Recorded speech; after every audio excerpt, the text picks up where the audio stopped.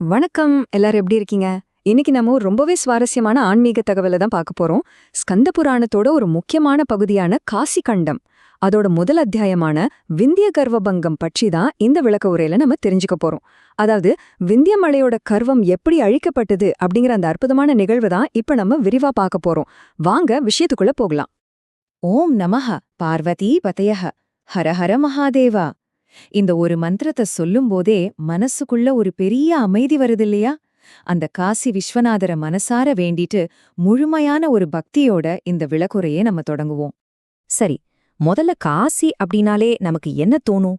அது வெறும் செங்கல் மண்ணால கட்டின ஒரு சாதாரண பூலோக நகரம் கிடையாதுங்க.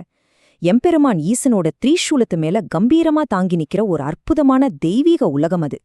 அங்க இறக்குற ஜீவன்களுக்கு அந்த சிவனே நேரா வந்து தாரக மந்திரத்தை உபதேசிச்சு முக்தி தர்றார்னு சொல்வாங்க. அப்படிப்பட்ட காசியோட மாபெரும் பெருமைய சொல்ற ஒரு கதை தான் இது. பகுதி 1. முனிவரும் மலையும். நாரத மகரிஷியோட சந்திப்பு. நாரத மகரிஷிக்கும் விந்திய மலைக்கும் நடந்த அந்த எதிர்பாராத சந்திப்பு எப்படி உலகத்தையே இருட்ல தள்ளுச்சு அப்படிங்கறத இப்ப பார்க்கலாம். ஒருமுறை நர்மதை நதியில புனித நீராடிட்டு நாரதர் அப்படியே வந்துட்டு இருக்கார். வழியில விந்திய மலைய பாக்குறார். பார்க்கவே ரொம்ப பிரம்மாண்டமா மரங்கள் பழங்கள்னு ரொம்பவே செழிப்பா இருக்கு அந்த மலை. விந்திய மலைக்கு நாரதரை பார்த்ததும் ஒரே சந்தோஷம். ஓடி வந்து கால்ல விழுந்து ரொம்ப பணிவா உபசரிக்க ஆரம்பிக்குது. ஆனா நாரதர் சும்மா இருப்பாரா? விந்தியனோட அந்த பணிவுக்குள்ள ஒளிஞ்சிருக்க ஒரு சின்ன கர்வம், அதாவது அகங்காரத்தை அவர் கரெக்டா கண்டுபிடிச்சிட்டார். உடனே விந்தியன் கிட்ட, அடடா, நீ சகல வளங்களோட ரொம்ப செழிப்பா இருக்க, ஆனா என்ன பிரயோஜனம்? உன்னை விட மேருமலை எவ்வளவு உசரமா இருக்கு பாரு. சூரியன் அந்த மேருவை தான் சுத்தி வருது.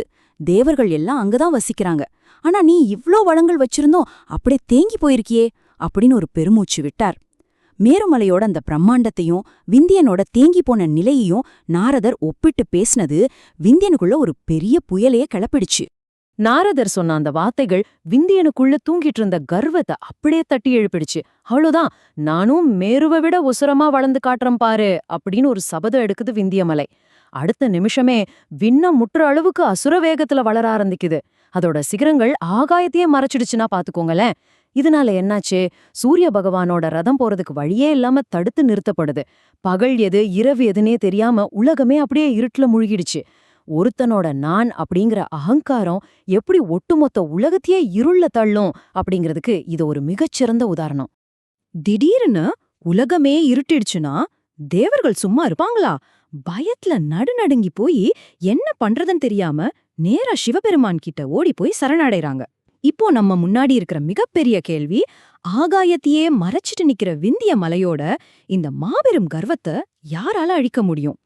தேவர்களோட பயத்தை பார்த்துட்டு சிவபெருமான் சிரிச்சுக்கிட்டே ஒரு வழிய சொல்றார். அந்த விடை என்னன்னு உங்களால கெஸ் பண்ண முடியுதா? சிவபெருமான் சொன்ன அந்த ஒற்றை விடை பொதிய மலையில வாசம் செய்யற அளப்பரிய தவசக்தி கொண்ட நம்ம அகஸ்திய முனிவர்தான். அவரால மட்டும்தான் விந்தியனோட கர்வத்தை அடக்க முடியும்னு ஈசன் உறுதியா சொல்றாரு. ஆனா இதுல ஒரு மிகப்பெரிய சோகம் கலந்த தியாகம் இருக்குங்க. அது என்னன்னா, இந்த உலக நன்மைக்காக அகஸ்தியர் ஒரு காரியம் பண்ணியாகணும். அவர் உயிருக்கு உயிரா நேசிக்கிற ஈசனோட திரிசூலத்து மேல இருக்கிற அந்த புனிதமான காசிய விட்டுட்டு போகணும். உலக நன்மைக்காக தன்னோட சொந்த விருப்பத்தை தன்னோட நேசத்தை தியாகம் பண்ண வேண்டிய ஒரு இக்கட்டான கட்டாயம் அகஸ்தியருக்கு. சரி, இந்த உன்னதமான கதைய கேக்குறதால நமக்கு என்ன பலன்? அதையும் சாஸ்திரங்கள் ரொம்ப அழகா சொல்லியிருக்கு. அதாவது இதோட பலஸ்ருதி என்னன்னா, முதல்ல மனுஷனோட அழிவுக்கு காரணமான அந்த அகங்காரம் நம்மள விட்டு போய் ஒரு உண்மையான பணிவு பிறக்கும். ரெண்டாவது, தர்மத்துக்கு விரோதமான விஷயங்கள் நம்ம வாழ்க்கையில முற்றிலுமா விலகிடும்.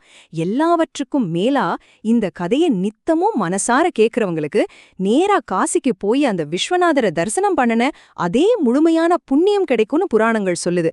இதுக்காகத்தான் இந்த ஆன்மீக தகவல்களே நாம தெரிஞ்சுக்க வேண்டியிருக்கு. இப்போ நாம இந்த விளக்க உரையோட முடிவுக்கு வந்துட்டோம். உலக நன்மைக்காக தான் அவ்ளோ உருகி நேசிச்ச காசியை விட்டு பிரியணும்னு சொன்னப்போ அகஸ்திய முனிவரோட மனநிலை எப்படி இருந்திருக்கும்? அந்த மாபெரும் துறவியோட துயரம் எவ்ளோ பெருசா இருந்திருக்கும்? அது மட்டும் இல்லாம வானத்தை முட்டி நிக்கிற அந்த விந்தியனை அகஸ்தியர் எப்படி அடக்க போறாரு?